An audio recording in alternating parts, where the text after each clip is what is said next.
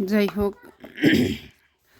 আমরা ৪৪ পৃষ্ঠার ২ নম্বর অঙ্কের সমস্যার সমাধান করব। একটি গ্রামের প্রাথমিক বিদ্যালয়ে ১৩২ জন শিক্ষার্থী প্রত্যেককে পেন্সিল, কলম, খাতা কেনার জন্য ১৫৬৪ টাকা করে বৃত্তি প্রদান করা হলো। তাদের মোট কত টাকার বৃত্তি প্রদান করা হলো? তাহলে গাণিতিক বাক্য ওই যে আমি যেভাবে পাশাপাশি গুণ করিয়েছিলাম আগের ক্লাসে, ঠিক ওইভাবে পাশাপাশি গুণ এখানে এটা। তাহলে ফল তো আমরা এখনো পাচ্ছি না, সেহেতু গাণিতিক বাক্য। যাই হোক, এখানেও কিন্তু আমাদের হবে ১৩২। এরা কিন্তু ওই যে এককের ঘরে ২, এই যে দশকের ঘরে ৩০, শতকের ঘরে হবে ১০০। এখন এটারে গুণ করলে ৪ দগুণে ৮, ৬ দগুণে ১২, ২ হাতের ১, ৫ দগুণে ১০, ১-এ ১১, ১ হাতে আমার ১, ২ হকে ২ আর ১-এ ৩। আসলে এটা কলম এই খাতায় করার একটা অঙ্ক।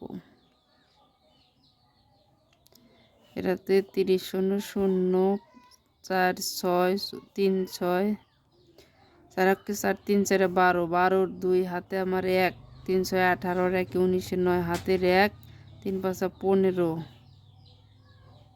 ৩ ৫ ১৫ আর ১-এ ১৬,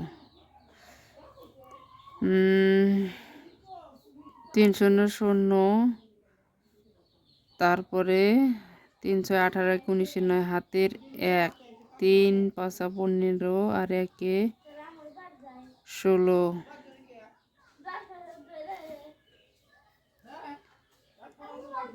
৩ ৫ ১৫ আর ১-এ ১৬, ৬ হাতে আমার ১, ৩ হকে ৩ আর ১-এ ৪।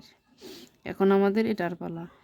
এটা যা আছে তাই, তাহলে ৪ ৬ ৫ ১।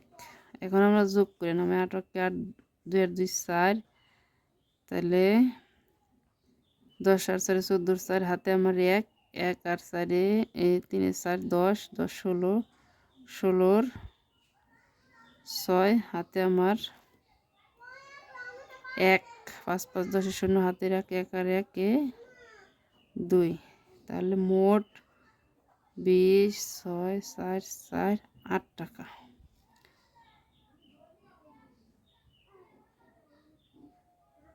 তাহলে আমার এখানে হবে কত? গাণিতিক বাক্যে গাণিতিক বাক্য খালি থাকবে। এটাই হচ্ছে আমাদের সমাধান।